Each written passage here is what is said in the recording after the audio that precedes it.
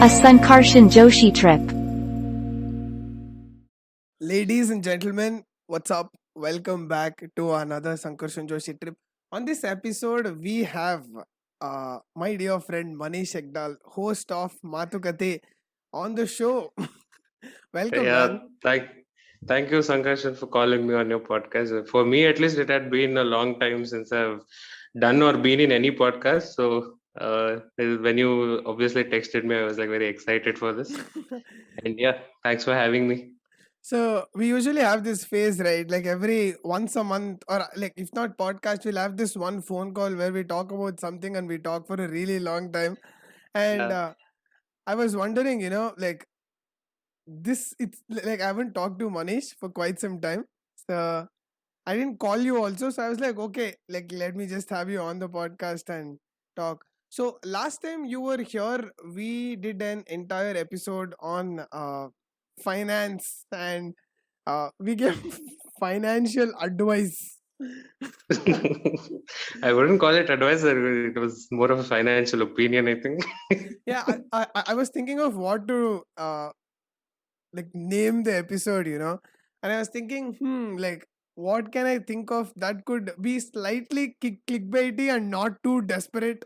So I was like, okay, let me do this because like we are 21-year-olds, right? Like now Yeah, I'm 22. You're 23.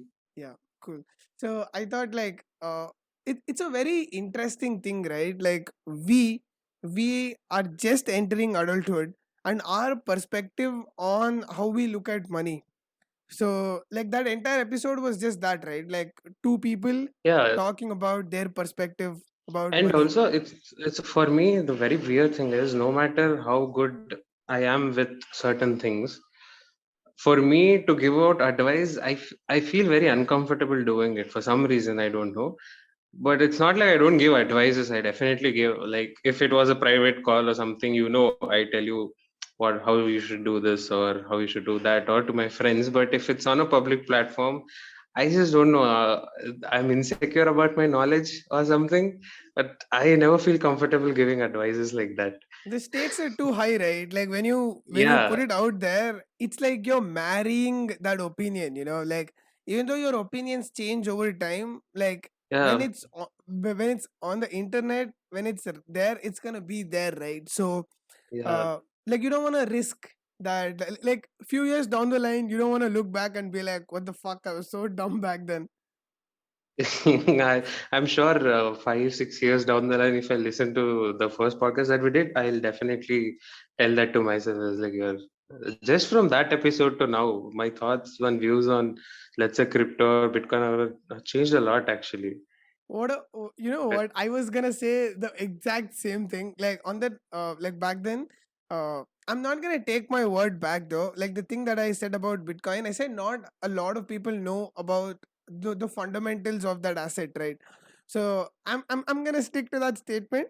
But even my thoughts on that, like I mean from that episode to here, my thoughts have also changed. I think it should, right? Like if you're still there, then what's the point of me doing these many episodes?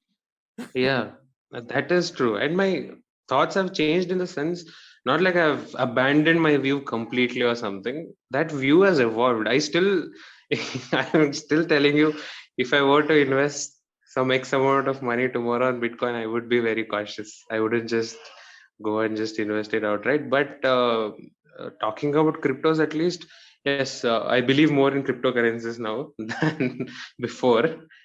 But yeah, Bitcoin, I just don't like it that much because of the attention it gets. Like even my thoughts on cryptocurrency and blockchain have changed because back then I just had an opinion, and now I put in efforts into reading more about it or learning more about it. I must say it was not a choice because like I'm in the training phase of my job, right? Like I recently got a job and now I'm in the training phase. So the assignment that we got that we had to work on was based on blockchain. So uh, I didn't have a choice, but I had to do my research about it and like learn a lot about it. So we had this a teammate who was slightly more knowledgeable than all of us, and he said that he knows very little about blockchain. So, like the applications of blockchain, right? Like it's very high. So now, like yeah, like I said, my thoughts have changed, and it's mostly positive. The thoughts have changed for the better. Like now, my thoughts on, like you said, right? Like I differ with your opinion on cryptocurrencies. I personally feel that blockchain has a future and not other cryptocurrencies.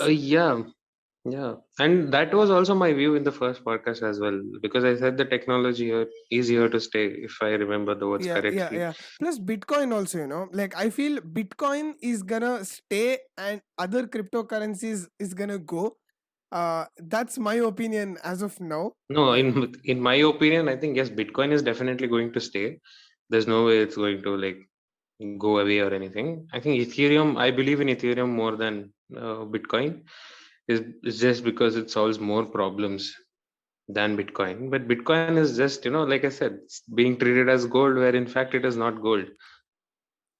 I heard somebody say on this podcast, he said every other cryptocurrency, right? They are trying to be Bitcoin, but they're adding like different features to it to make it unique. Like every other cryptocurrency has their own like smart contract. So like something like that, different features Yeah, that they're yeah. selling.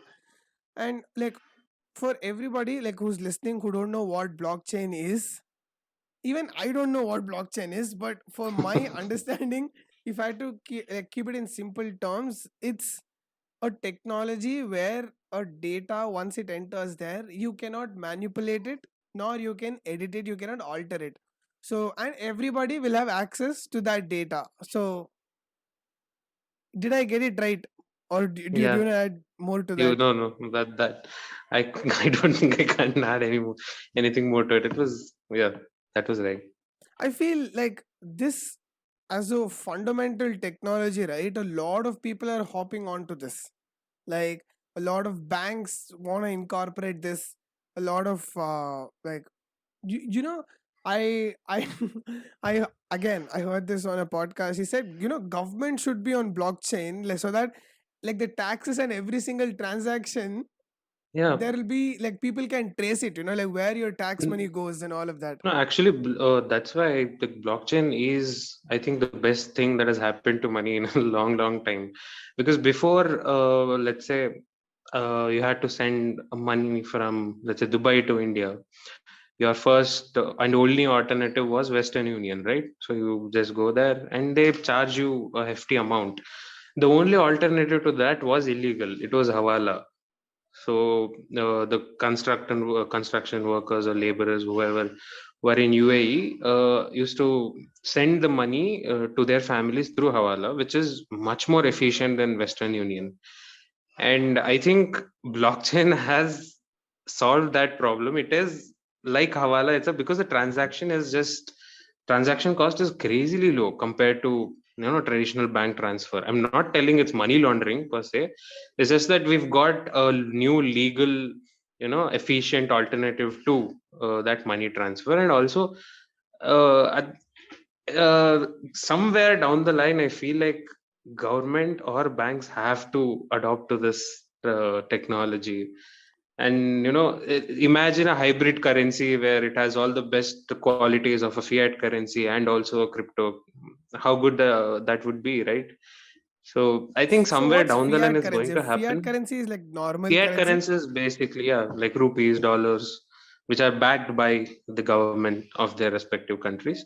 Crypto is crypto, like the Yeah. thing that we're talking about, You like know, Bitcoin. in the morning on Instagram, I saw like I was working out and I opened my Instagram in between set and I saw this post that Narendra Modi tweeted saying India is gonna Hey, yo, implement it got hacked, right? Yeah. yes.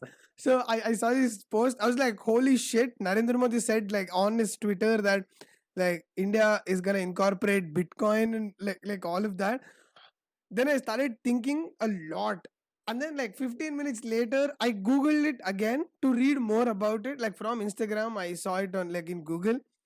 And I found out that his Twitter account was hacked for a brief moment and they put I this mean, post just out. to save you the pain next time, if something like that is going to happen, it will take around a year because they'll draft a bill or a committee and they work on it and they give their opinion, and then the government will debate whether or not to do it or not.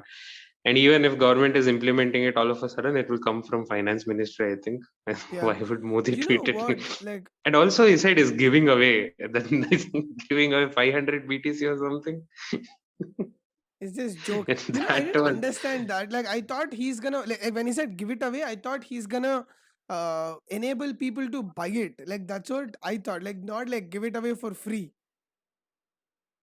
crypto scammers are a whole new level, man. Oh, bro. Hacking You know, like, can you imagine like a private, hacker sitting yeah. somewhere in his basement? He's like, bro, you know what? Like, I just hacked Narendra Modi's Twitter account. Like, he's India's prime I minister, just and they feel kept bad for the laughing around. people who read that tweet and went to the link and gave whatever the guy. I'm sure at least there are good number of people who fell for that.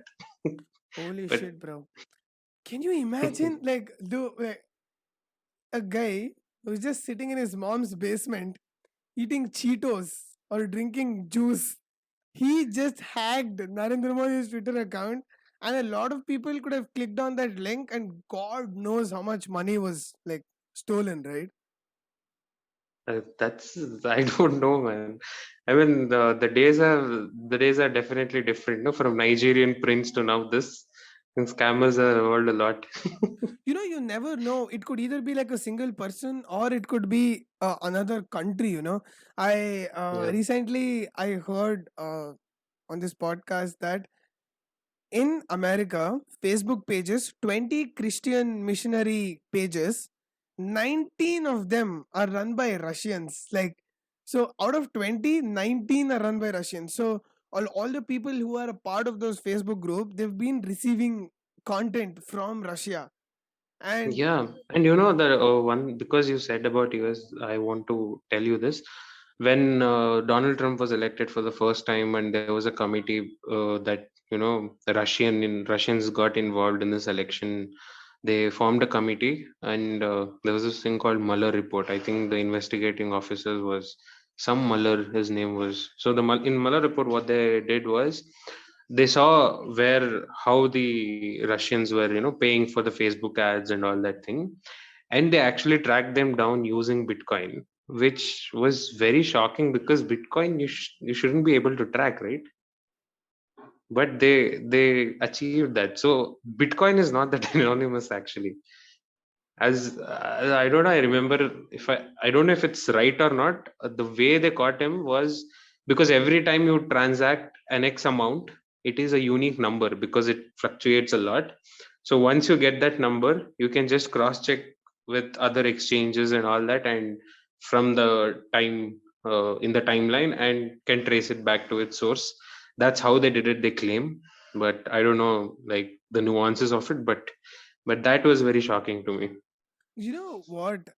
Like, what I'm most scared of is the information that you said, right? The chances of that being true and it being false is so slim. Like, Yeah. information can be fragmented and truth can be manipulated so easily these days. I'm just like, I'm so scared to have an opinion also and talk about it on the podcast. So Yeah. now I don't mind talking about blockchain or Bitcoin because I have a changed opinion. Like, I have a differed opinion right now than our previous episode. I just want to, like, for all the listeners, I wanted to give like an update. Like, guys, my thoughts have changed and I've evolved slightly from that standpoint. And I just wanted to say that. So, like, it's so crazy, man. Imagine you're an actor and you react to some news and you might have an opinion and you tweet it out and it turns out to be like a false information. Do you know how stupid that actor is gonna look like because all the people are just like trolling him or Okay, her? see, he just okay. I get that point. Let's say uh, he made a mistake there, an honest mistake. That is fine. But I want to bring something that is very close to your heart about Ayushmann Khurrana, where he said whey protein takes two, two effing years to digest. That actor is stupid, if you ask me.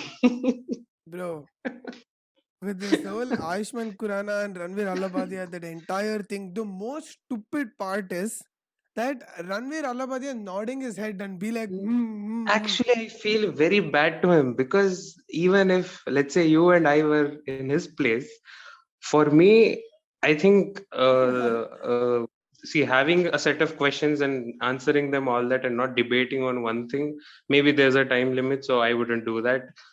And also, I want to get good guests on my show as well.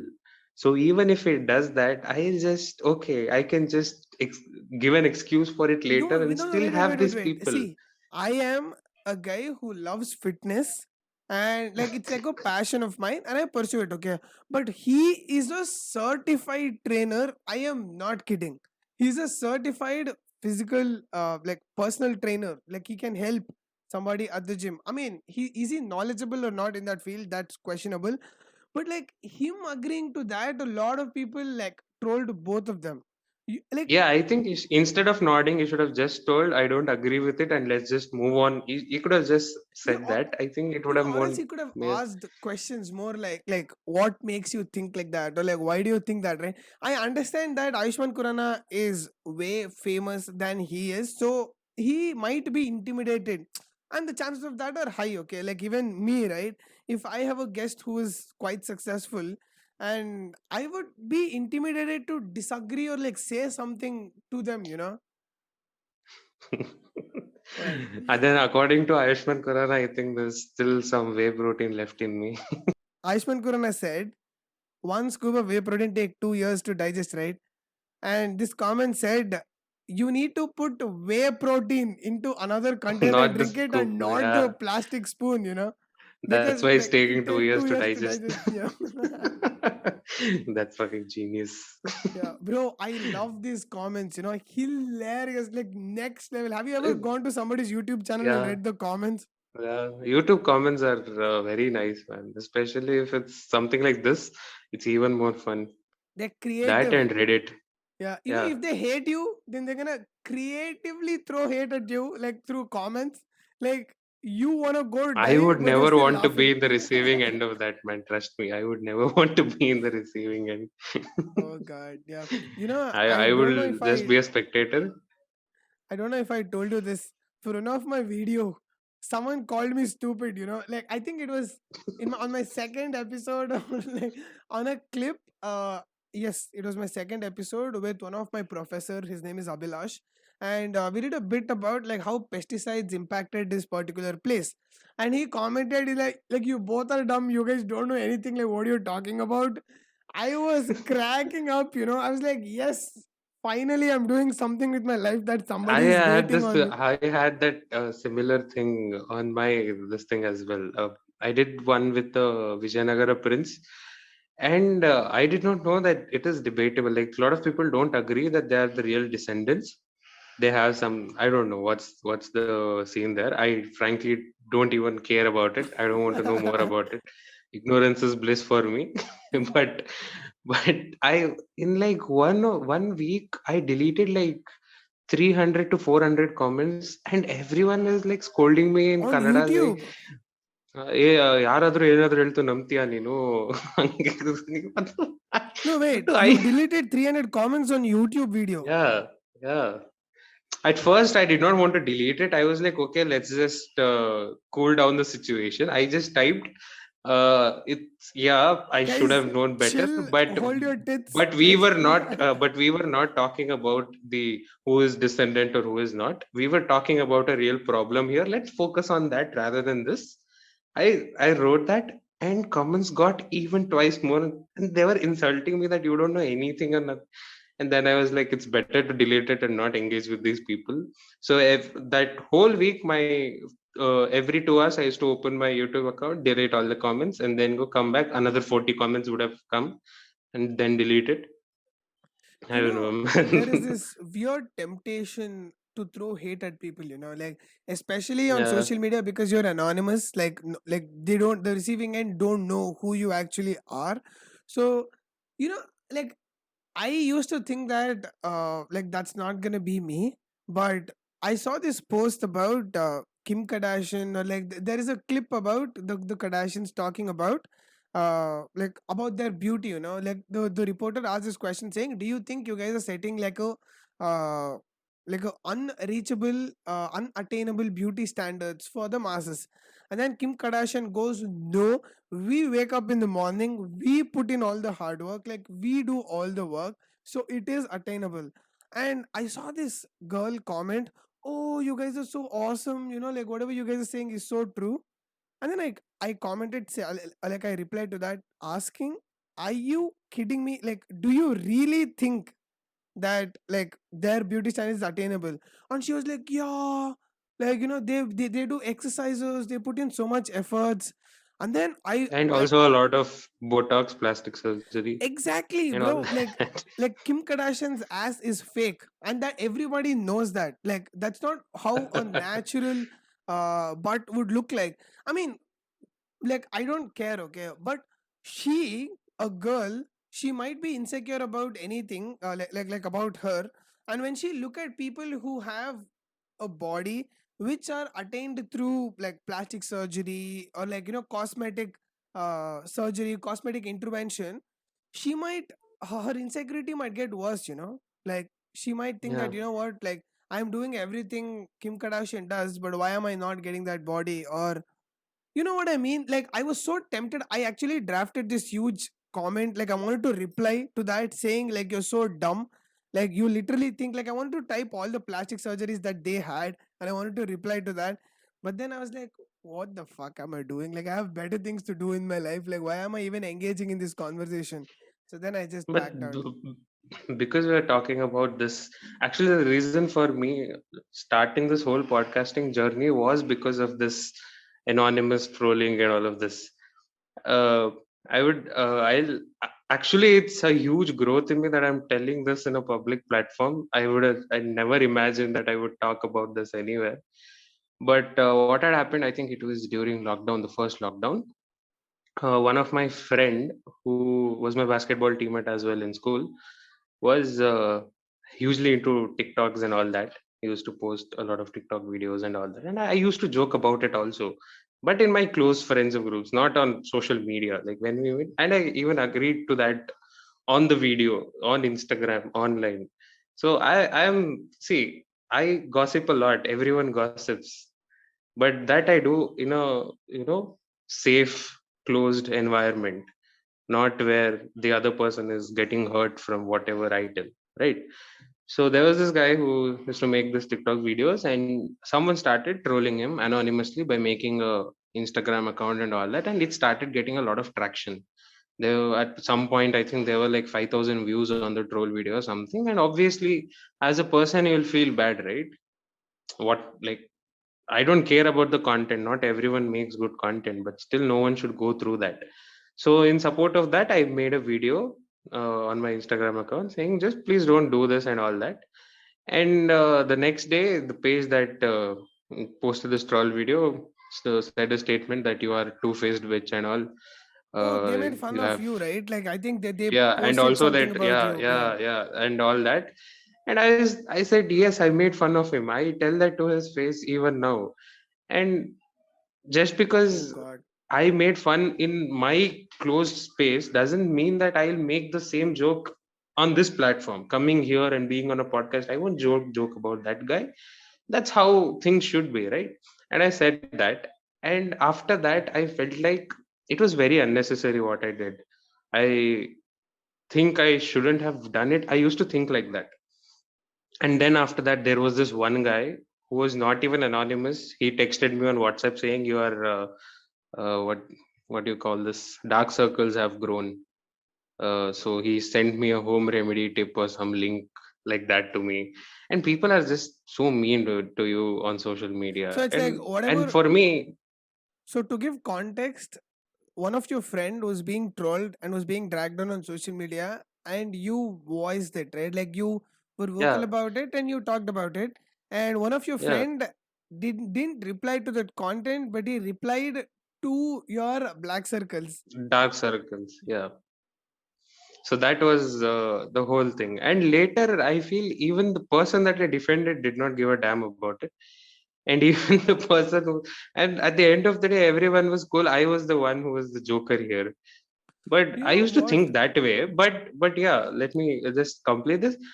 I feel like now thinking about all that, I'm very happy with what I did, because if I hadn't done what I felt was right, I think I would have regretted for the rest of my life. Yeah, yeah. I mean, I I mean, can understand the amount of anxiety that would have been going through, right? Because on social media, you can overthink about how things are being perceived on the other end. Like you're not really sure, but you might overthink. Like what if people think I'm dumb? Like what if people think that like this about me? yeah, Or it's it's all that mind games. Like it's not real, but it's just happening in your head, and it just fucks with you. yeah, that. And after I did those couple of videos, I realized yes, I can talk a little bit on a public platform. So let's start this podcast, because I was having all this anxiety. And yeah, obviously, if someone texts you out of the blue saying your dark circles have grown, obviously you'll feel a bit insecure, and all of that anxiety will come to you. So I decided to start this podcast. At least, yeah, that's the one best thing I've got out of it. Yeah, If I hadn't take that step, maybe we were not sitting here.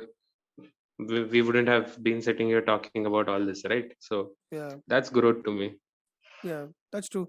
That's why I used to post a lot about like me working out on Instagram. Like I used to put a lot of stories, and now I stopped. Like I don't do like I don't post much as I used to, because I don't want to get married to that. Like I don't want to. Every time I feel like I am being represented with this one thing, I get too anxious. Like I'm too caught up upon like. So how do I put this? So now I'm putting a lot of workout videos, right? People are gonna have a perception about like how my body is looking, or like how I am looking, and they might praise me also. Since I'm getting all these praises, I want to live up to that standard, Like let's say if I'm eating junk food, or if I'm doing if I'm slightly taking a break, or I'm relaxing, this pressure of being that person that I am on social media, that I think it's a mild imposter syndrome, where on social media you've created a personality for yourself, and so you want to be that personality, and sometimes in your head you're like, what if you're not that? And it's just all this like I overthinking and all mean, these that thoughts. pressure is also not true, actually. That pressure is never there. It's just we who create this, like you said, True. imposter syndrome, right? We create this image of ourselves, and we try to live up to it. And I think the one best thing about me is that I'm never active on social media. Like, I use all of that, but if you see my Instagram, I think one post every year, and even I joke about it. I don't put stories a lot, even if I put it's in my close friends or whatever, because I don't know, it's just too much for me. It's too overwhelming. I think it's a very fine dance, like uh Yeah. like you it's like like you're being seduced by social media, or like you're seducing social media, but it's just in a very like safe space, like Yeah. nothing's happening, like nothing Just wild is sit back and happening. enjoy. Let's just see the whole show going on in front of Yeah, you. yeah. I think that's the best way to do it. Man. I I don't think know. At least for me, it is that. And also, I like that mystery. I mean, even if someone's like, maybe someone that I'll post this obviously on my Instagram, and some of my friends will see this. They don't know where I am, what I'm doing right now, or where what I'm studying, or where I'm working. They know nothing, and I feel good about it for some reason. It's it's not like you're evil thought getting or something, but yeah, it's like, yeah, there should be some kind of mystery, right? If everything is on social media and you're so predictable, I don't think I like that person, at least yeah. for me. I'm not saying it's bad. It's good to share your life with everyone, but it's just not for me. I'm also very picky with what I put on social media. Like I don't put any of my personal stuff there. It's either related to podcasts or either related to workout. And sometimes if both are taking up a lot of space, I just put one of my like just like a normal casual photo. But this it's my strategy, like I want to put just that out there. I don't want to put the like other aspects of what I do in my life out there, just to keep the engagement going, like I put podcast stuff, right? Like just to like keep the interaction going. I really love sometimes when people DM me about how they think about a particular episode, and some of them I don't even know who they are. So uh, Yeah, and I like that, like I like to maintain that communication with people who I don't actually know, but I'm talking about something related to a subject or so. Yeah, But for me, I think I was never comfortable sharing this thing on my personal account, so that's why I made a separate account for my podcast as well. So that is there. Yes, that engagement is really important. Like people giving you feedback for all the episodes. Yes, that is very important. I mean, it might be good or bad, doesn't make any difference. But yeah, and you also know, people think it's very easy to do this, man. And for some reason, I don't know. I think doing this is they feel it's very difficult. I'll tell you, it's not. It's definitely not. Figuring out the whole process, getting a good guest. I mean, getting a good guest in itself is a life lesson. Like if you ask me, yeah, constant rejection. yeah. Seriously, Oh my man, god. rejection means nothing to me now. After doing this podcast for a year now, it means nothing to me. It's Yeah. like okay, yeah, fine. There is so much, like it's on the fly, right? Like sometimes you whatever you're talking makes sense, and sometimes whatever you're talking doesn't make sense, and it's a process of you being self-aware and self-accepting at the same time. Like you need to be aware of what flaws you have, and also not being demotivated about it. So now let's say if I said some dumb shit on my podcast, I might like back then I used to like feel anxious or something. It's like, what if people think I'm dumb? Like I am a very self-aware person. Like I consider myself as a very self-aware person. Like I know when something is bothering me, if I'm having like slight anxiety about anything, I know, and I know how to solve that also most of the times. But if I am feeling anxious about something, that means it's an actual problem. Like for somebody else who's not as self-aware, it might affect them even worse. So Yeah. like when I talk about anxiety, I never experienced anxiety in my life until like in the lockdown, and like since I started this podcast, then I started experiencing it. Like okay, this is what anxiety is, and this is what might cause anxiety. So yeah. Maybe when you look at my first episodes, right?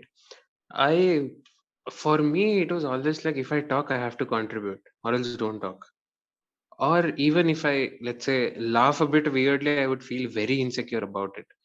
And after a time, like the first podcast that I used to do, after like 3 4 episodes, I realized when after ending a podcast, it was like sigh of relief for me. It was like I'm finally done. I can breathe now. I used to feel like that, and then I said to myself, I might not be doing this right. I have to let go of some things just to enjoy this whole process. Now, even let's say we are doing this, for me, it's just like we are talking over the phone. Like I don't mind, like I don't care if I look fat or look some very weird way, or I'm sitting like this, or I'm talking like this, or I'm laughing very awkwardly or something. I don't care about it because I've let go of all of those things, and that is a process. To Yeah. get here, you have to go through it for n number of times, and then you will find yourself at the end of it. Yeah. And I'm glad I did that as well. I did not give up in the middle. Yeah. Like it's growth, right? And Yeah. it's always important. Like I talk about this in almost, like in most of the podcast I talk about this, is surrounding yourself with the right people who are catalyst to your growth, right? And like for you, like you had couple of friends like DMing you after listening to their podcast, commenting about how you laughed or like how you looked, right? And uh, and that sort of messed with you, Yeah. messed with your head. And I feel that's the sort of energy you always have to stay away from. Like Yeah. I had this one moment in my life where I was in a toxic friend circle, and I realized that, what, this is not promoting my growth, and I just quit everything. Like I cut ties with all of my friends, and then I sort of started new. Like that's when I started doing a lot of different things. And now when I look back, the sort of friends that I made with growth mindset, right? Like where I'm also thinking about myself. Like Am I hindering someone else's growth? Am I being toxic to somebody else, or is somebody being toxic to me? So once I figured that out, all my friends, right, every time I either performed in a like I performed a theater, in a theater, a play, or if I put a podcast out, or like anybody, people, whoever who talk to me, they always encourage me to do more. And whomever I talk to, I encourage them to do something for themselves, or like do something more, you know. Yeah, that is very important. I feel even with my friend circle, li- like it evolves a lot, man. When like I have friends that I know since I was in second grade, right? And to look at our friendship then and now, I think it's grown a lot, and most of it is so. At least with me, it was this communication problem where none of us told what we felt, and that kind of that pent up anger towards each other, I think one day burst, and now thankfully everything is back to normal. We talked about it, and now I think we are in a much better place where we can support each other, where we understand where everyone is coming from. I think that kind of realization, it is very important, and some people never realize it for their entire life, and I feel very sorry for them. Yeah. You know, any relationship could be your girlfriend or your spouse or your friend, anybody. You either grow together or you grow apart. Like, simple. Yeah, Like, when you are in a close relationship with somebody, you need to acknowledge the growth, you need to acknowledge how the person have changed and how their opinion changes, right? So let's say if I have a girlfriend, and like, as I am growing, as I am evolving, if my growth is not being acknowledged, along the way we kind of lose track of who we've become, you know, like the other person won't know like what we are or like who we have become. So even now I am in touch with few of my school friends who, like, we lost track, we stopped talking for a long period of time, but still we are in touch. So, and I cherish those friendships. Even though they don't know what sort of person that I've become, we acknowledge that there is a part of me that they don't know, a part of them that I don't know, you know. That sense of creates a very healthy space where, like, yeah, they're not holding me accountable for the opinion that I had 10 years back. And they're not like you get what I mean, right? yeah, yeah. No, it's very weird, like now growing up and even with your friends, you talk about salaries, you talk about not getting a leave. For us, it was never that, right? For me, I think I've still not accepted the fact that because for me, it's still like, I can't leave college today, so I have to go to this class or something. But now everything has changed, right? Everyone is, moving to different cities, doing different things, and these kind of reasons, like I'm in office, I'll call you back, I'm in a meeting, I'll call you back. These kind of things is very, new to me, and the feeling of growing up, for me it's very weird. I don't know how you feel about it, but uh I need some time to normalize all these things. You know, It's I not just like with it. friends, even with family. Yeah, it's, you have no option, you have to like it, man. You can't be like, no, I'll not grow up. You have to accept it. But yeah, but in every aspect of your life, I think things have changed, whether it's friendship or family or your own personal career or something. I'm more serious now, and now I don't think I need my mom to push me to study or, to to say do this. I know if I don't do that, I'll regret it for the rest of my life. Now the stakes are high, so you need to get your act together, and that's something new. I can't afford to, goof up here and there. So Yeah. that feeling is new, and it feels nice also, actually, to be responsible for yourself. Yeah. It Yeah. feels nice. I mean, I always had this child fantasy, I was like, if I one day I'll grow up, I'll stay alone, I'll have all this freedom, I'll go out at whatever time I want and all. And now I've been living this for like 3 years, this freedom, but it doesn't matter to me anymore. Like, seriously, it was very overrated in my head when I was a child. It's not fun sometimes being Yeah. alone, or it's definitely not fun. It There's sucks, so much man. more to it. It's not Yeah, about fun, it sucks, you know. Like, the best part about growing up, according to me, is how your perspective changes on things, you know. Like, when you're yeah, growing up, let's say love. I dated this girl when I was in high school, And now my opinion, like back then I had an opinion of what love is, and now I have an opinion of what love is. I had friends when I was a kid, and I have friends now, and my definition of what friendship like back then and now it has changed. So I think that is the best part about like growing up or like being an adult, like where you need to take responsibility for your shit, even if it is not your responsibility. Like Yeah. uh, if I go to office and there nobody gives a shit about why you couldn't do a certain task, all they care about is did you do the task or not. So like all like I might be late for a client meeting truly because my laptop had a problem, but your client doesn't care. You also have to take responsibility for the things that you can't control. Yeah. Yeah, and also that's growing up, right? When you are in your teenage years or whatever, you have very unapologetic behavior, right? It's not my mistake. Why the could I care? Yeah, But now it's not that.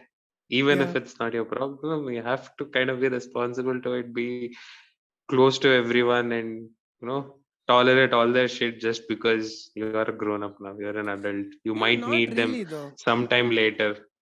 Not really though. I'll tell you why. Though the thing is that the part that you have to take responsibility for something that's not your fault, the way how I see is, let's say if I'm in a toxic relationship and I'm blaming the other person for all the pain that's being caused. If I had to take responsibility for that situation, I'd say, you know what, I took that shit. Like I could have ended it. I could have, like, when you decide to take responsibility, you can see all the things that you could have done. No, this responsibility, I was telling it in purely professional sense, not in personal sense. Because in personal life, I think you have to be selfish a bit here and there.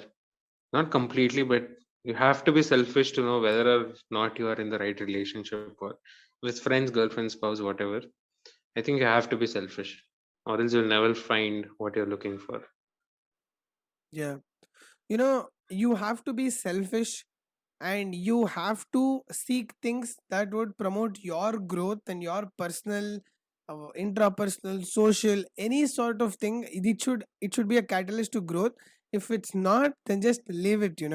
Because whenever you're in a circle, there is this concept of you're trying to bring somebody up, right? Like who Yeah, is trying to pull you down, you're trying to bring them up. And it doesn't work that way. Like you cannot bring somebody up unless they want to. So yeah, in a way, you keeping your priorities right and you doing shit right, people who want to grow will come and associate. It's like where a light is going, all the moths go there, right? Even though the moths don't communicate with each other, they still, like, they go, like one moth goes and one follows. It's like that. So if you're trying to pull somebody up, it's like there's no growth. yeah. I think even the person should be willing to come up, right? Yeah. If that is not happening, there's this saying, right? You can teach a man to, no, you can feed a man, and I You don't can take remember a the thing. horse to the lake and not force it to drink water. That's the Yeah, analogy, right? something like that. But yeah, that's the same energy. But that probably was something like, you teach a man to fish, he eats for the rest of his life. You feed him a fish or Uh, something like that. I yeah. don't remember that properly. That's a very, uh, for capitalism, they tell that a lot. I don't know how I forgot it. I read it so many times. Yeah. It's funny, man. Seriously. Even the way, like growing up or like adulting, I am like I'm talking like I'm like 50 years old, but I feel like my, like, from over like in 1 year, my perspective has changed so much. I feel like when I look back, I'm like, what a kid. Like just 1 year. Yeah. Probably 1 year next year I look at myself and be like, fuck, like what a kid. So like But I think that's how things should be also, I feel. Or else if you are not talking to yourself and seeing how you are feeling, let's say we both talking about this for like let's say a 28-year-old or 30 years old person watching this, it'd be like, what are these kids talking about? But for me and you, let's say 5 years down the line, I can come back to this podcast and listen to it and kind of chart my growth, right? I have some data to work with. And if you don't, no, I'm not telling for everyone to be on podcast and talk. Is just talk to yourself and know where you stand on things so that you can, measure how much you grow, right? Yeah. One of the thing that I had a paradigm shift and like my perspective changed was over finance and money. Like like I remember the days where I was thinking about money and where I was thinking about how to make money. And now my perspective is money is a result, money is an outcome.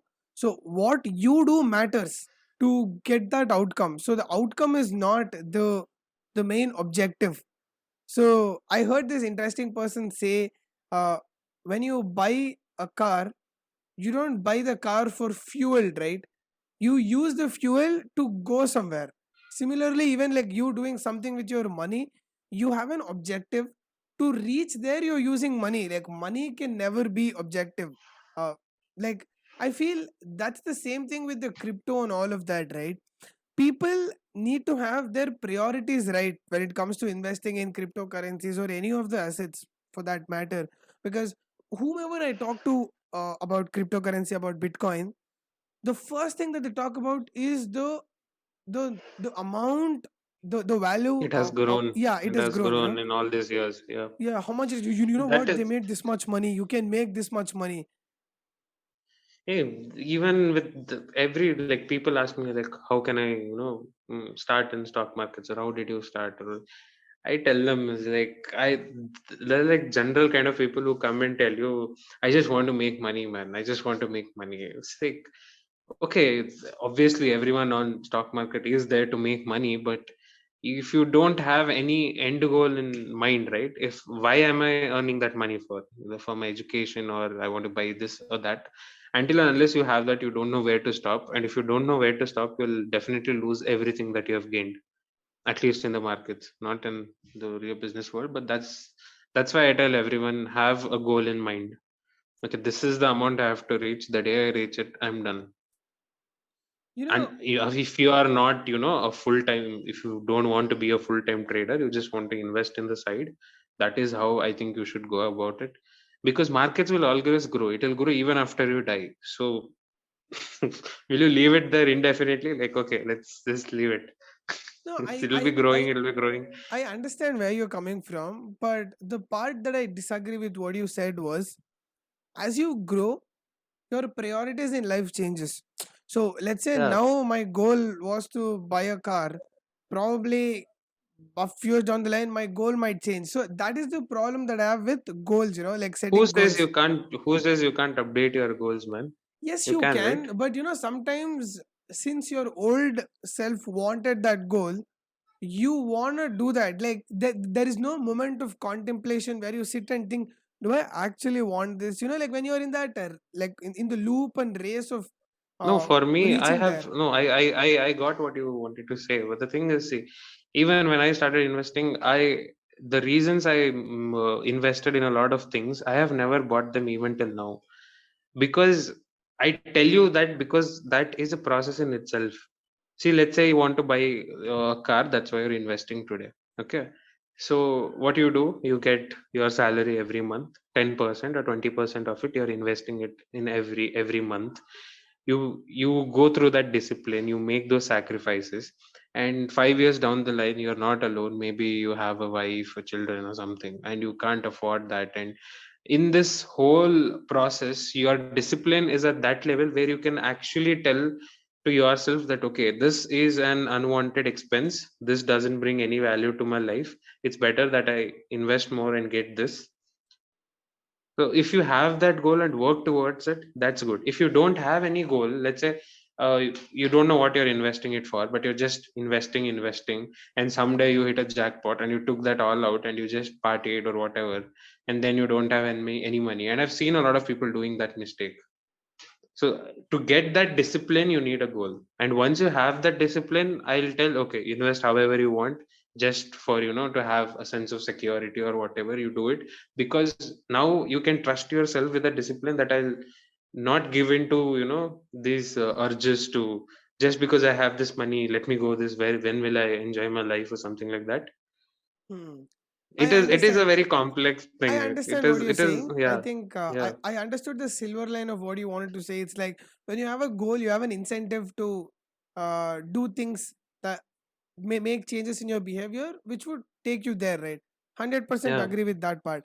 And sometimes, even if you don't have a goal, also, it's better to save, right? Or it's better to invest. I feel like invest yeah, not for the like in good companies, like not so sometimes some people want to make quick buck, right? Like now with cryptocurrency, everybody wants to invest now, 1 week later they want that thing to rise, and then they want to cash out and then be rich, right?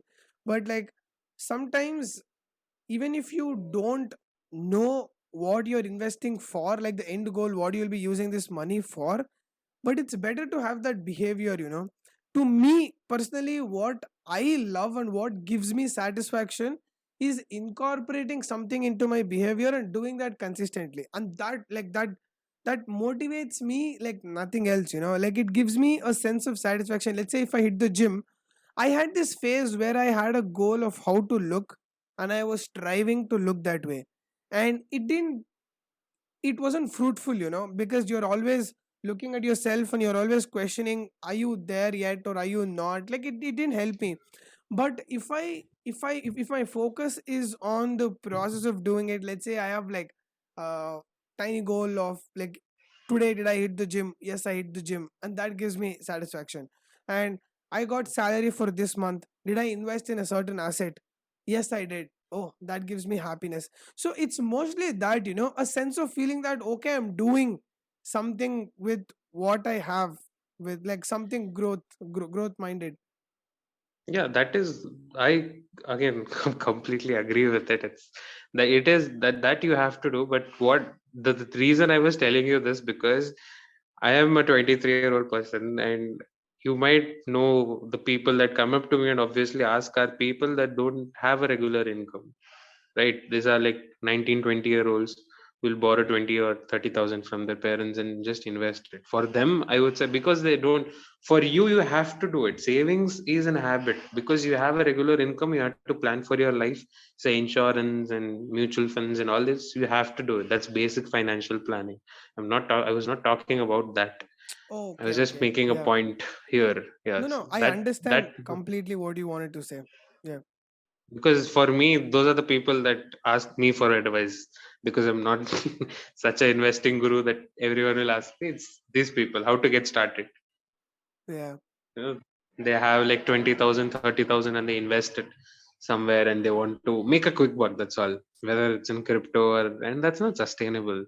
It's never, Yeah. because in pursuit of that you'll end up losing everything. Yeah. Yeah. I'll The tell you original a, investment amount, yeah. Tell me, I'll, tell me. I- I'll, Go I'll, on. I'll tell you a story. So a friend of mine, uh, like they were in a bad financial situation and he wanted to make money, and there was this one uh, pyramid scheme which said you give them 15,000 rupees, and they're gonna like monthly they'll gonna like give you this much amount of returns. And some of his friends earned money more than what they gave. Let's say if they gave 15,000, every month they received certain amount of money consistently. And he talked to me, of course, and he was like, do you think I should do this? And I talked to my sister because my sister did an MBA, right? Like I asked her, see, there is this pyramid scheme which is promising him this percent returns. My sister just looked at me. She said, "There is no asset in the entire world which would bring, like, which could make those like that much returns that they were promising." So I told him that, you know what, like, don't do this. Like, whatever they're promising, it's not gonna work. He didn't listen. He invested his 15,000 rupees. 15,000 is not a less amount, and for somebody who is already in a problematic state, that is way too much. So he gave, and few years down the line, the company was shut and they just left the place and nobody knows where they are. And Yesterday I was having a conversation with the same person. He told me clearly why he did that mistake, even though he knew that there are chances of this, like majority, like this might fail, was because he wanted to believe that, like Yeah, more than he believed it, he wanted to believe that. So in the pursuit of uh, denying reality, because of like he was already in a very bad place, right? So he wanted somebody to tell him that, you do this and you're gonna, like, all your problems will be solved. And I think mostly that's where uh people face yeah. problems. I actually had that kind of experience with this thing called, there's something called as binary options. Okay, it is a scam. And when I was initially starting out, this forex thing and Binary options is on everything, stock market, right? Like you can no, okay, it's okay, never on stock okay, it's market. I not think there's on only individual brokers do it. On okay. it's not a good thing to do. And even if you have like 90% success rate, you will still not be able to make money with that. What's And binary option? I think most of people would have Oh seen it in some shit. form. That thing you put call, and if it goes above in Oh, that 30-second time period, you get so 90% of your money back or something like dollar that. to currency, rupee to dollar value Yeah, in the next and minute I will I go up. did I did that in 2017, where no one knew who binary option was, and also I did not know how to make understand what is a scam and what is not. That feeling of to believe that is a lie, and even after reading a number of books, I knew that making this money that fast is never going to happen. It's not sustainable, and if anyone could have done that, I think there would have been too many rich people in this world by now, because if everyone started doing it, then everyone will be rich, right? But the thing that you said, some part in me wanted to believe that truth, that yes, I can do it. But yeah, I realized it quite quickly. I was fortunate that I did not lose too much money there, but yeah, I get that feeling. And also, I don't know why this people still fall for that multi-level marketing stuff. I have so many friends who call me to join them, to join in their pyramid or whatever. And I actually once, the company representatives of some multi-level marketing company had come, and they are like, we give you invest this much, and we give you blah blah blah returns and whatnot. And if you don't believe us, these are company's documents. And they just showed me the company's incorporation certificate, memorandum of association, and all that. And I was like, why are you showing this to me? Any company can have this. It doesn't make any difference. And they, for people who don't know what all this means, they play this very clever game, and they make you trust that yes, this company is all legal, this company is registered as per the government laws or whatnot. So they can't do anything wrong. What they're doing is not illegal. But I'll tell you, there are lakhs of companies registered on the ROC who do only illegal businesses, and they don't do any sort of compliance. So that, don't fall for that, I would tell. But yeah, like I said, it's when you are in a desperate situation and you have something to hold on to, it gives you that feeling to get that financial freedom or whatever. It's very hard to fight. Even I've been there, but learned it the hard way. But I'm glad it was very early in my life, so that I did not make those mistakes again. You want to know another interesting extension of the same story? So Yeah. he went to his dad and he asked his dad for 15,000 rupees, and his dad knew it was a scam. Before giving the 15,000 rupees to him, he said, "You're gonna lose all of this money, and you're gonna get more offers like this in future. Better learn this lesson for 15,000 rupees and think like you are just investing this 15,000 rupees to learn a certain lesson." And his father was damn right. He's a very good father, I can tell you that. I feel Seriously. parenting is so fucking hard, man. Like now, like I have niece and nephews, so when I look at them, and I look at their parents, I was like, what would I do if I was their parent? Like, do you ever catch yourself thinking like, now that we are Yeah, closer to getting married, I mean, yeah. not that we are like, but you can possibly look. Let's not go there. Yeah, Yeah, I mean, now officially I can get married according to government rules. I can get married. yeah, So the thing that I think about a lot was when I look back at my own life, I wonder if I was my own parent, how would I avoid myself from doing those mistakes? Like, what would I do? And the more I yeah, thought about it, the more clear it became that I could do nothing. Like, as my parents couldn't stop me from doing those mistakes, if I was my own parent, if my son did the exact same things that I did, there is no way that I'm going to stop him. You know what a good parent should do? A good parent should let their kids do the mistake and let them learn the lesson and have their back. Other than having their back, there is nothing that you can do yeah. other than And also drugs. being overprotective. Yeah, being overprotective also. I mean, you have to be protective. It's your Yeah, children, obviously, but also being too protective hinders a lot of growth. But yeah. again, I feel like the things that you said, right? When you see your niece or nephew or whatever, and you see them doing certain things, and you feel like, what would I do in that situation? I think even I think like that sometimes, but a very weird financial analogy I'll give. Before, when I used to do this demo trades, no, before investing, I always made profit. But when I started investing it with my own money, I always made mistakes. So when your skin is in the game, the consequences are high. You are bound to make some mistakes. And until and unless you be in that situation, you have no idea what it can feel like. I mean, just for food for thought, you can think that, but until and unless you have a child of your own, I don't think you'll ever, That's a think like that. excellent point. That's an excellent point about having skin in the game, right? That happened with me with when I have to, like, now that I'm earning money. Back when I had to spend my dad's money, let's say, it would hurt me less. And now if I have to spend my money, holy shit, does it hurt? Like, now you can literally calculate, I'm making this much per month, I'm making this much per day, and I'm making this much per hour. Like, you can calculate, right?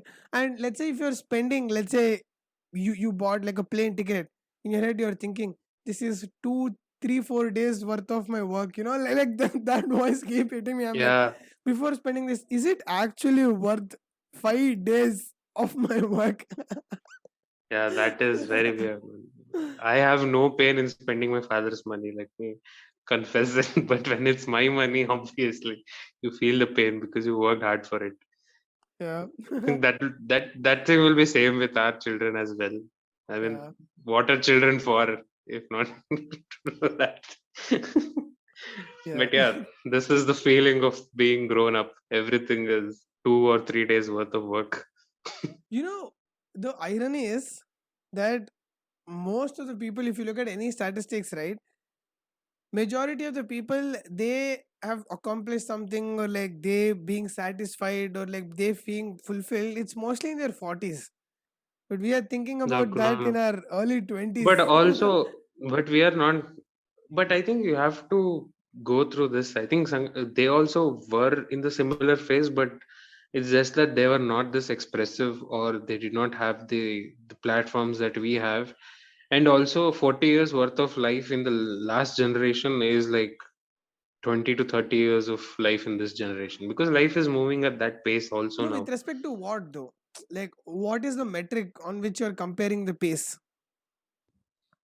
I mean, just everything, man. I Because mean, see, if you see uh, seconds and time, that pace is the same, right? So now, if you say that pace back is same, then but 40 years, now it's like 20 years. I think it's mostly with the technology and innovation. Like the rate of yeah, innovation. that.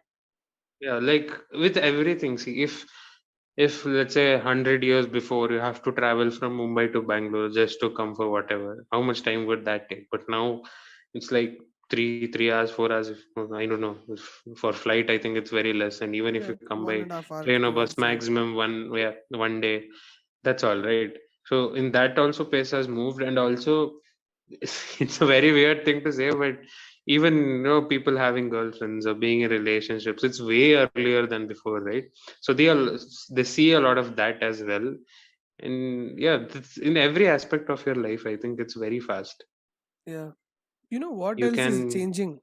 Like yesterday, me and my dad, we were having this conversation. So yesterday was the first time that me and my dad got drunk together. Like we were drinking wine. I was like, Oh, it's the okay. first time that I ever had wine, and it was with him. It was a very nice time. You know, you're not really drunk. You're just like tipsy. Like you're just.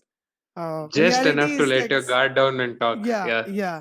So we were having this conversation, and I asked him, like what is the things in your life, like what's the one incident that you remember the most, like the most impactful thing. And the like what he said, I found it very beautiful, because like we come from a small town in Karnataka, right? Like we both are from the same town. And and now we are in Mumbai, right? Like my dad, when he had to make the change, he was there for a decade before he came here. Here there was a bit of uncertainty. There he knew for certain what his day was gonna look like. He's gonna wake up in the morning, when he's gonna, it was safe and secure. And now to make that change, he did, which turned out to be good. And the other thing that he said was, when you like back then, if you had to spend, let's say, 5,000 rupees, that was a big deal. Like that was a huge deal. Yeah. And now if you're spending 5K for a plane ticket, you have to travel from one place to another, you will spend it. And that lifestyle inflation, like that part where a certain expenses are normalized.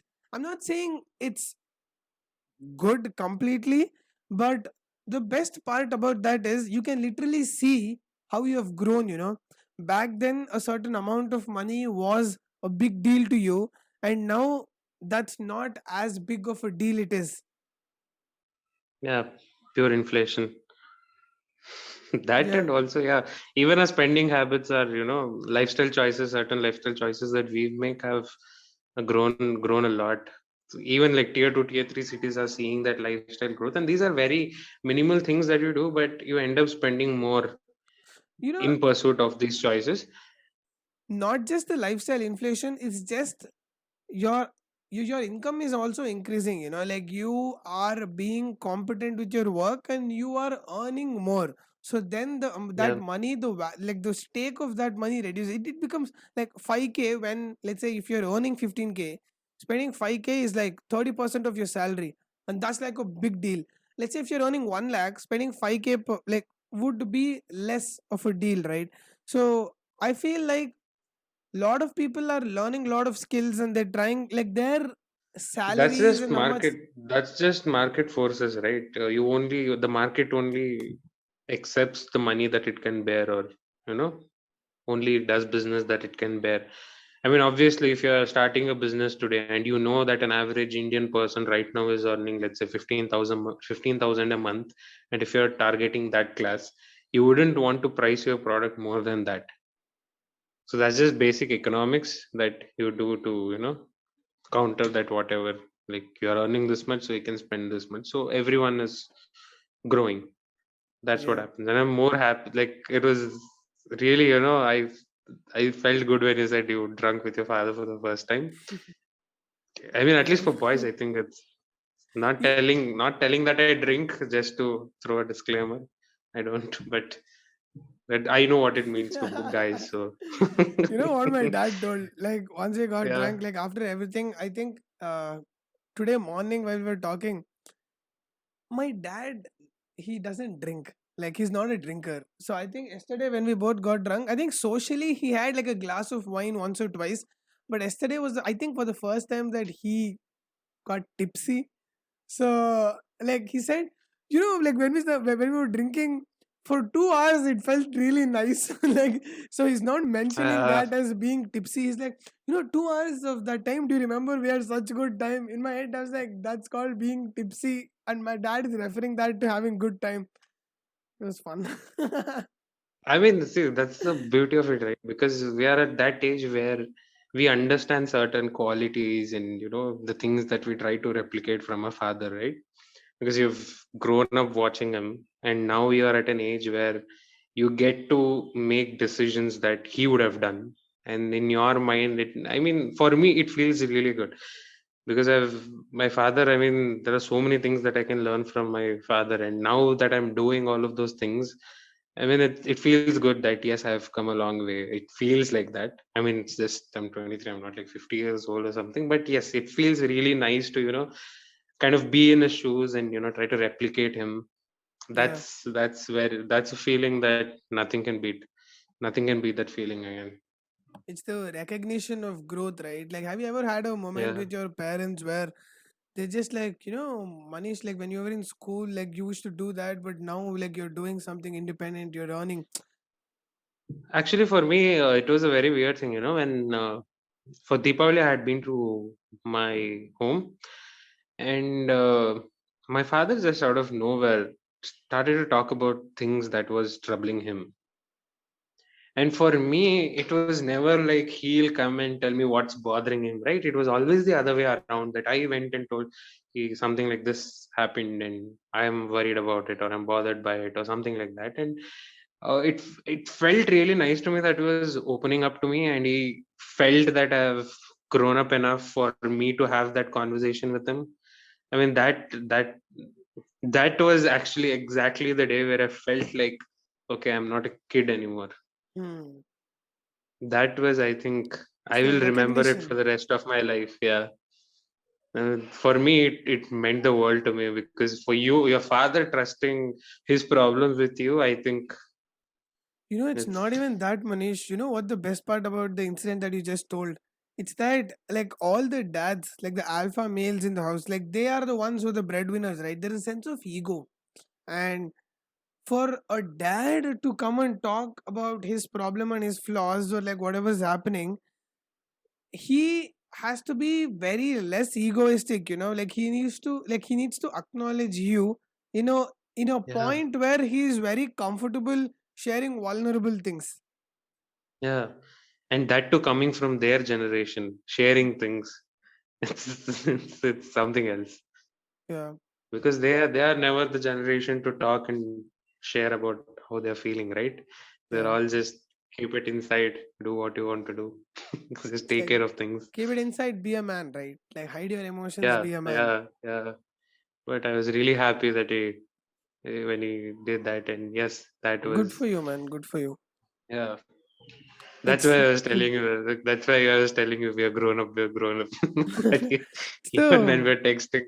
it's the camaraderie, right? Like it's the like how you see the nuances in certain things. Like now, I can like if I want to spend something, if I want to do something for anybody, I'm in a place where I can do that. Like I'm not making a lot of money, but now if I want to feed somebody or if I want to give something to a beggar or let's say anything, I can do that. I don't have to go to my parents and ask for something. Like when you can Yeah, make that decisions, independence, like yes, the and that's freedom, gonna change freedom. your world, man. Like when it's like when you can take decisions for yourself, in a way you're also taking responsibility for the outcome. So if my parents are taking a decision for me, I can just blame them, right? For like if the shit goes sideways But for the now you don't decision. have anyone to blame. Yeah, Yeah, now it's you just have me, to face man. the Like I'm the only consequences. one that Yeah. I'm like, if I have taken the decision, I'm the one who needs to be blamed. Being in this position feels very weird. That's what I was telling you. Yeah. Right? These things, like everything that even the smallest detail in your life right now changes because now you are thinking from a whole another angle. Or at least I like to think so. Like whatever you said, right? I like to think that I've grown up because like when I look at my past and the mistakes that I've done. Of course, when you would have done certain mistakes, right? I so badly don't want to be the person I was, that I used to have this phase. I used to tell myself that I'm a changed person now. Like fuck them, like fuck everybody. But more than me, like convincing others that I've changed, it was mostly for myself. Like I wanted to believe that I'm not the same person anymore. So I think like at least growing up feels good in that way. It gives me a sense of that like I am evolving and not doing the same mistakes anymore. It's that that sense of uh like that makes me happy, I guess. It's definitely that. But yeah, you are allowed to be happy. even But your yeah, even your friendships yeah. change, right? Like I think majorly your friendships change. Priorities, like, yeah, priority, because your priorities also change, right? Because now you are not at a point where, oh, I have to. I definitely will tell you for sure that I don't need any more friends. I'm okay with the friends that I've got. I don't want new friendships to come in my life, because right now, whatever I have, I know the priorities. Like, I can give this time or not, I know. I don't want to like go out now, make friends and all that. It's gone, right? After a point, it's just you make connections, not friendships. Yeah. I think like when you are a kid, you just have friends, right? But now Yeah, you have friends in different sections, different sections and different segments of your life. So let's say if you yeah, want to talk about podcasts, if you want to talk about something interesting that's happening, we both do that, right? Like we have that friendship. And normally we don't talk about, like, let's say what I am going through in my life personally, like what are my problems. We don't talk about that, right? And there are some friends who I like, my acquaintances from me doing theater and the friends that I've made there, the conversation that I have with them is different, with my colleagues is different. So I think friendship has a different segments, like it's just you're wiring to that particular output. So you have that friends for that side of your life, you have this friends for this side of your life. That segregation, very yeah. important. And it keeps you sane as well if you do that. If you just keep on telling everything to everyone, it just doesn't make sense. And you'll also regret it. So that is important. Yeah. Now it's like, yeah, friendship is like, look, basically, yeah, you go out, you work in an office, you meet clients, you meet your colleagues and all that, friends is there, but that dynamic is very different. You can't compare it to your school friends, or the friends that you had growing up. You can never compare them with them, I feel. But yeah, but still, that's why I told you, make connections, not friendships. Yeah. Yeah, maybe they'll help you career wise, so you can call them friends also. But yeah, Yeah. Like whenever like you know more about finance and like how things work, economy and all of that more than me. And it is a choice for me to, like, me be staying in touch with you or me talking to you. It's a choice, right? Like where I choose to talk to you about certain topics. That is because you know more about certain things than I do. There is an element of learning that I can yeah, learn from you.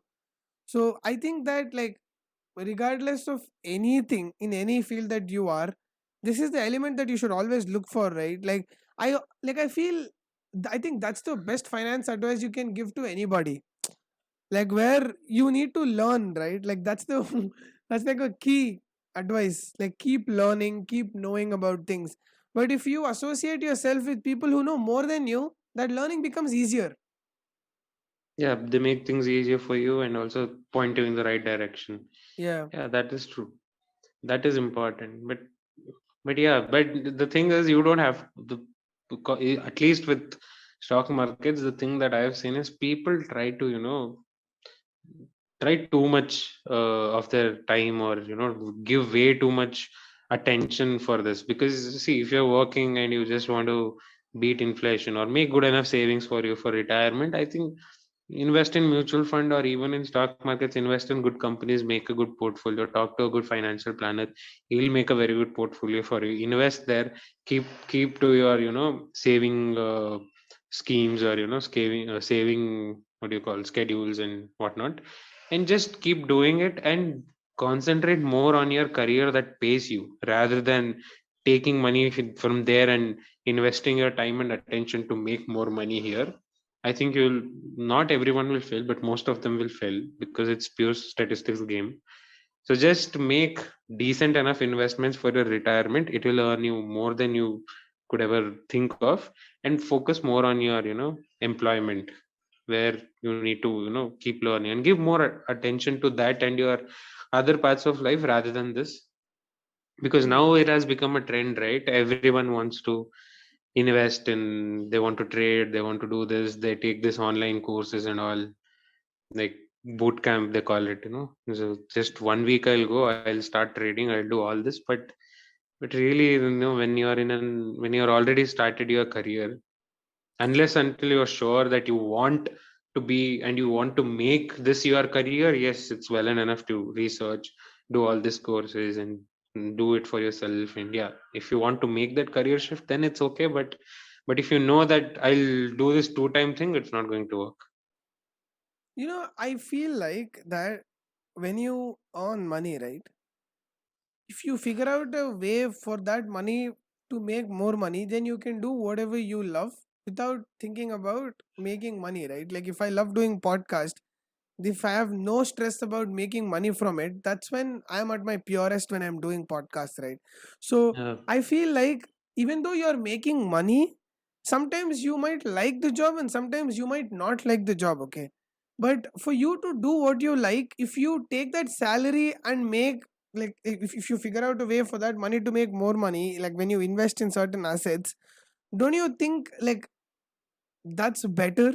Like if you focus too much on your whatever you're doing, let's say the career or whatever salary that you're making, you will have a good living as long as you're working, right? Like once you're not Yeah, working, but then then what again, you're happens? saving, right? But that's what we are saving this whole time for your retirement. So Like what you if I don't invest certain want to amount of. work until like what if I hate my job and I don't want to work till I'm like till I retire? See, So that's what I told, right? If you want to make that career shift and be a full-time trader or investor, and you want to go through that life, yeah, yes, then that is okay. But it's not for everyone. Even if you feel like you're good at it, I mean, I don't know. It's very to just look. The one thing that people do is they look at, look at Arshad Mehta, even though he was one of the, like, for me, he is one the most stupidest guy that I've ever known, because he did such stupid mistake to begin with. But still people worship him, but still people think that he is, like, this top gun. Or they see Rakesh Junjunwala or people like this, and they feel like, oh, and they see this Wolf of Wall Street movie, and they're like, oh, I can, because they're attracted to that bling. But it's not that case. Not everyone is going to be successful, and also it takes, you will never stop learning in stock market, dude, because you keep on making these mistakes, and you need to update yourself with everything. The strategy that you think will not work all the time. You have to keep updating that strategy as well.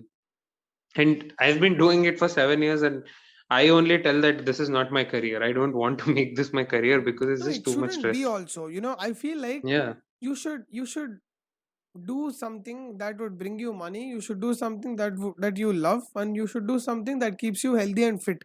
I think these are the three Yeah. things that everybody should do. And sometimes uh like people make money by doing what they love, and that's pretty rare. Like very few people do that. And some people know what they love and they are making money from something else. So it's like, if you keep investing in like good assets, not trading, like I mean investing.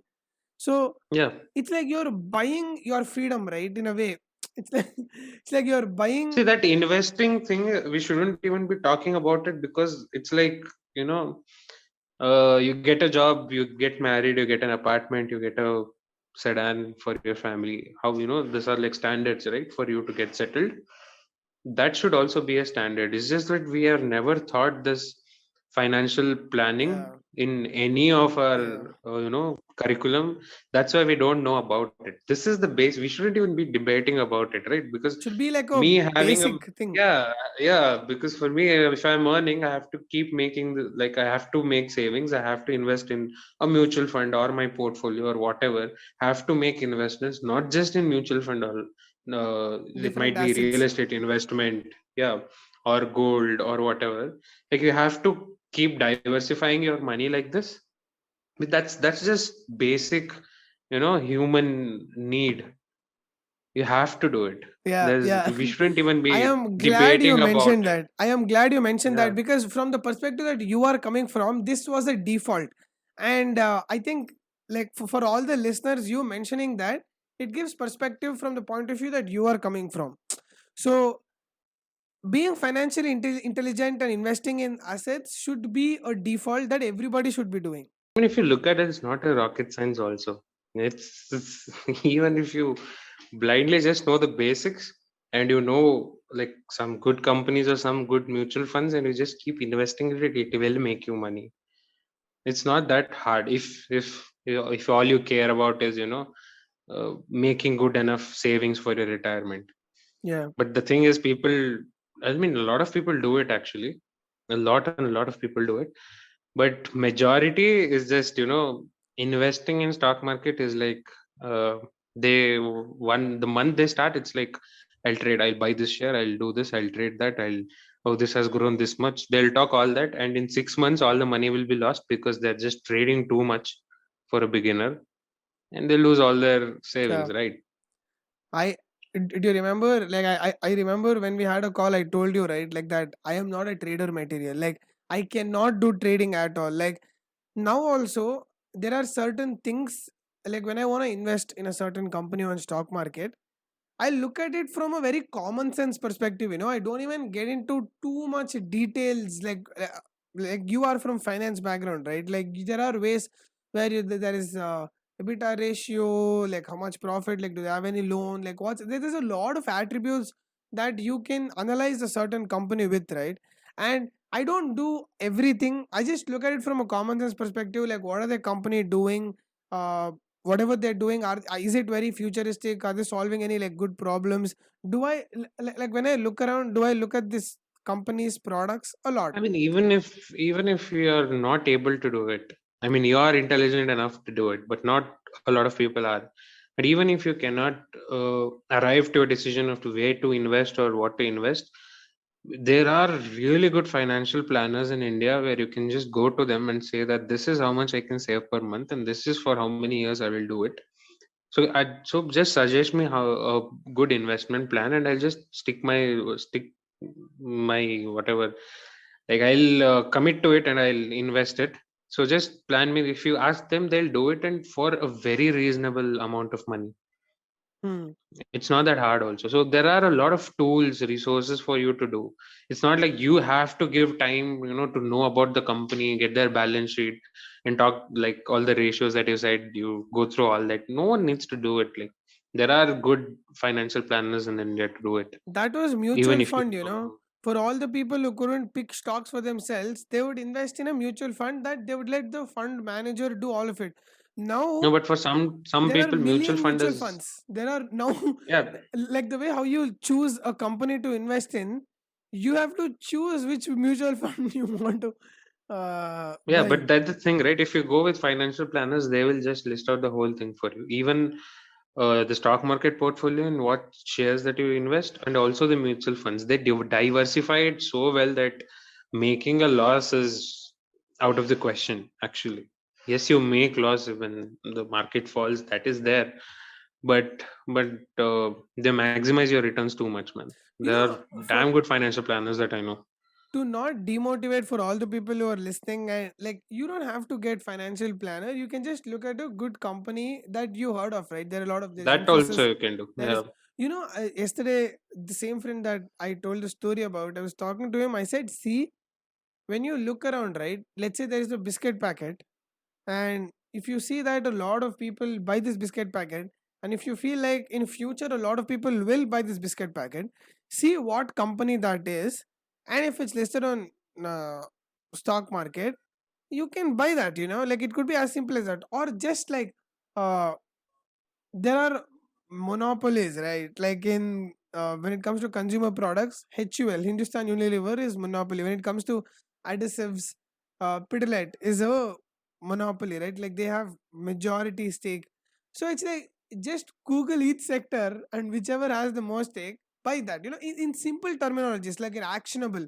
So just to not demotivate for anyone who's listening to this, just like keeping the money in the bank, inflation would eat that up, right? Like every year inflation is 6.5%. If you have 1 lakh in the bank, then every year you're losing 6.5% of that 1 lakh, because you can buy lesser and lesser products as time pass, right? And I feel like investing should be like a basic thing that everybody should do in some asset. Let's say if you feel gold, at least buy gold every month, buy at least like 2000 rupees, 3,000 rupees gold. They can keep buying it, right? Yeah, that is good if the reason I said financial planners is, let's say now you started investing, right?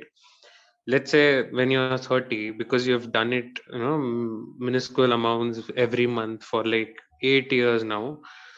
When you're in 30, the amount will be so much that you just thinking that this company will make me money or this company will make me money is not enough, because that's not, because you're not putting the entire potential of your money to work there. If you go to a financial planner, if you have a huge corpus, let's say in 8 years, if you're investing like this, probably you would have around 8 lakhs or something by the time you're 30, if you just keep investing steadily for 8 years, right? 1 lakh per year is also like 8 lakhs you have. But if you have that 8 lakh and you invest wildly like this, I mean, I'm not telling it's wrong. It's good for small amounts. But when you have 8 lakhs, not telling you'll not make any losses, you'll definitely make profits, but that profit is not the full potential of the money that you've invested. If you went to a good financial planner and if he or she has diversified it really well, they will put each and every single rupee of yours to work.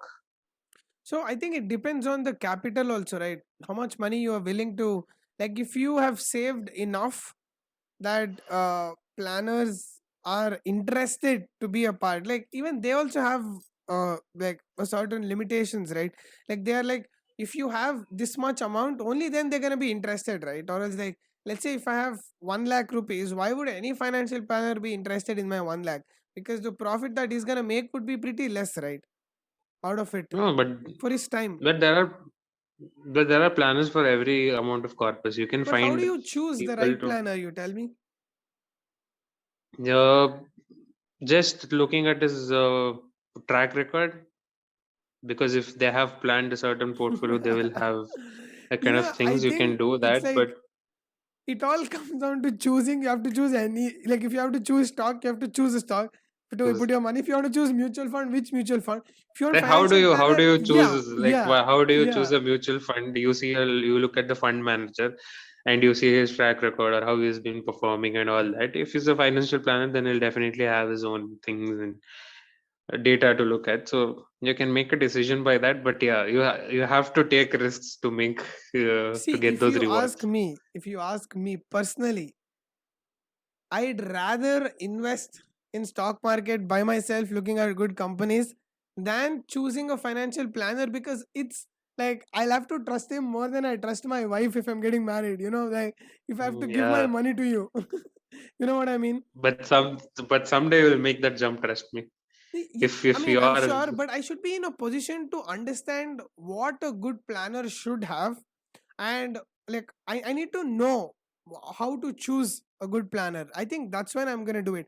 I'm not gonna say that I'll not, probably. I mean, if you have friends, if you surround yourself with friends that m- make the same investment as you, and you are in a good company, and basically they would have done the same thing, so they know people that, I got my plan done with this guy and it's paying me well, you should try him out. So you make those connections, and I think it's not, when you are at that position you won't feel this hard, but right But I now, think first step sitting is at where we are, for them to yeah. invest individually in companies, right? Like I think as a starting point, there are shares worth 100 rupees also.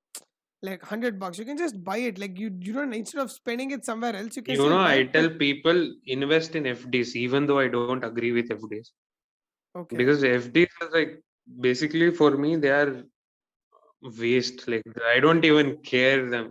They don't even beat inflation, man. But the thing is, because I tell, at least if you're investing in FDs, it will develop your saving habit, Hmm. which is Behavior. a very difficult thing to attain. Yeah, that saving behavior is very hard. But once you do that, even if you're scared of stock markets, invest in an FD. Though it's not the best thing to do, but still your habit will be formed, and then you can take it to the next level. Once you see the money growing, you'll also feel confident. Yes, I can keep up with whatever investment plan that I have. So Yeah. that Yeah. also works. That's true, man. Yeah. Okay, So then let's this end it. was fun. I don't know Thanks for doing how this, long man. has it been. I have no idea. Wait, let me check. around 2 hours, I think. It's been 1 hour 37 minutes, Yeah, not bad. 35. I mean, it's around that range, but this was fun, man. Like, I like this, Yeah. how casual our talk was. Yeah, we went from like I don't know We whatever. went from We were talking cryptos, about crypto to being grown up to adulthood to falling for a personal scam finance. to yeah, we touched a lot of bases today. Yes, that's gonna be the title of Yeah. this episode: Cryptos, Personal Finance, and Adulthood with Manish Oh, Ekdal. Ladies and gentlemen, thank you for listening. Please do go check my friend's Manish podcast. I really like what you do, man. You should do more of what you do. yeah, I know. You've been pushing. Actually, Sankarshan has been pushing me to do a lot of podcasts since 2-3 months now.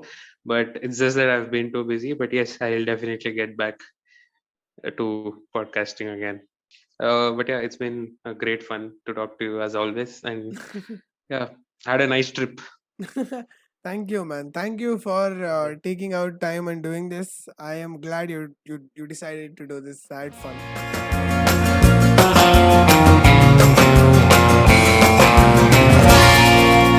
A Sankarshan Joshi trip.